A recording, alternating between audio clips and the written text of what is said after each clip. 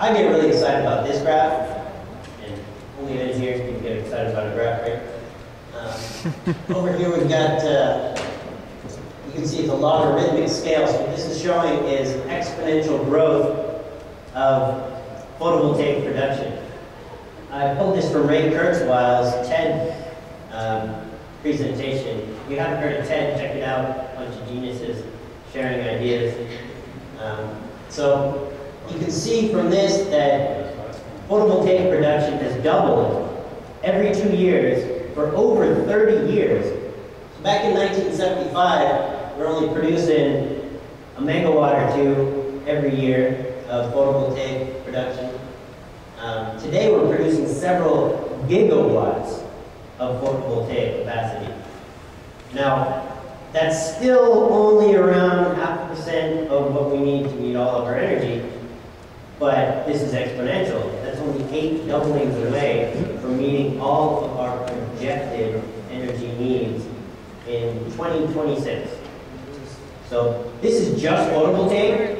You pull in wind, solar thermal, geothermal, tidal, all these other renewables, the picture looks much, much better. And you start to realize that this is something that we can not only do, but we can do this pretty quickly.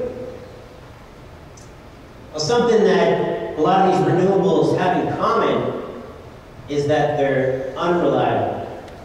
You don't always have sun, you don't always have wind, and so as long as that's the case, you simply can't have renewables as your primary source of energy. And that's where grid energy storage comes in. The concept is very simple. You have more power than you need, you store it. When you don't have enough power, you pull it out and store it. And there's a whole number of ways that we can do this. I'll touch on a few of them. One is you can pump water uphill and then capture the energy as it comes back down. Hydroelectric, I saw a micro hydropower presentation back there. Check it out. In California, Pacific Gas and Electric is actually going to take these abandoned salt mines and underground caves. They're going to pump air into them. So they're using compressed air energy storage, and then they have a pressure differential, and they can produce energy based on that pressure differential. You can do so many, all the ways that energy exists in the universe, you can use it to store energy. And there's been proposals of all of them, practically. You can electrolyze water, create hydrogen, and then use fuel cells, a fuel cell presentation back there, to put energy back onto the grid. You spin up a flywheel, and you have this giant flywheel that you can pull energy off of as you need it. Batteries. That's one that people think of right away, but it's actually a very, very expensive method to store power. This is a big shipping container full of batteries, but batteries are still very important for grid energy storage, and for a couple of reasons. Batteries don't have any latency issues that some of these others have, so you can use it not only for grid energy storage, but also for ancillary services, which is something that utilities pay an enormous amount of money for already. Basically, this is keeping the grid at a level 110 volts and 60 hertz. And currently they do it just by dissipating energy for the most part, so wasting energy. If you can have these large batteries do that for you and store energy, and that's worth a lot of money. Another reason batteries are very important for grid energy storage is because you're now creating a market for old vehicle batteries. So you've got all these plug-in vehicles that come on the market 10, 15 years.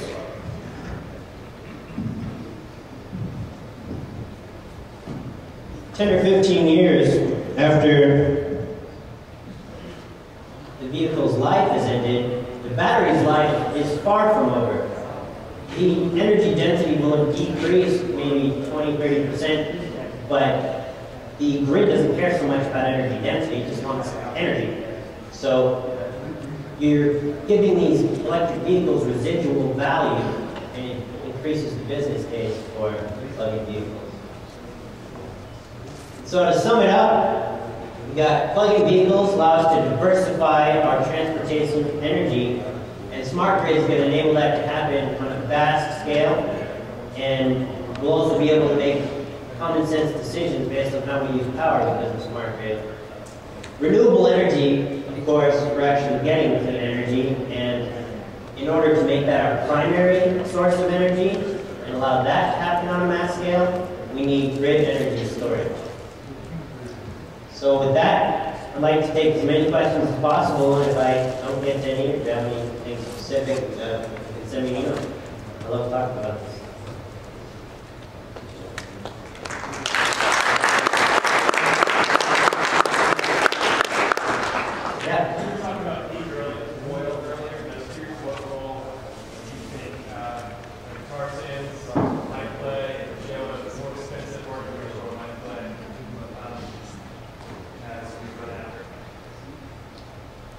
I don't know about that stuff.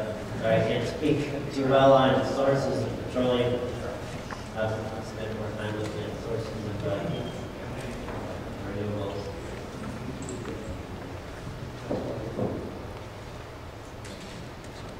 Any other questions? With an emerging electric car company with a very competitive and historic automobile market, make the supply chain and the economies of scale possible to even survive? And how do you get how do you make sure you have the rare minerals necessary for the batteries and so forth? How does a company like yours approach this problem?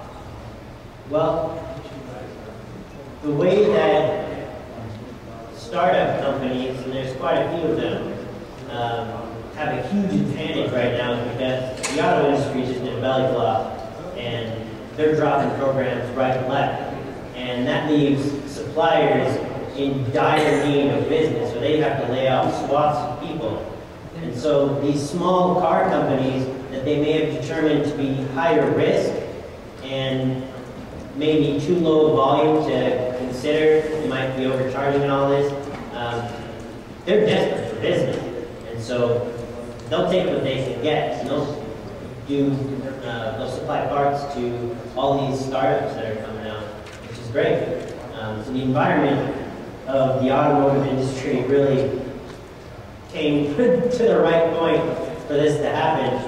And as far as supply chain and everything, the nice thing is that there's established suppliers, companies all around the world that are experts at this stuff. You don't have to reinvent the wheel. We've got several players making batteries, and they've got their supply chain worked out. So we have to only deal with the tier 1s, people supplying to the final assembly plant. And everything after that, we can direct some of it as appropriate, but we leave most of that to the expertise of people who've been doing it for a long time. Following up on that, do you foresee small new companies playing a disproportionately large role as compared to large companies, or even like National Research out of Edinburgh? Are small companies going to break open the scenes, or is it going to be companies like Edinburgh, University?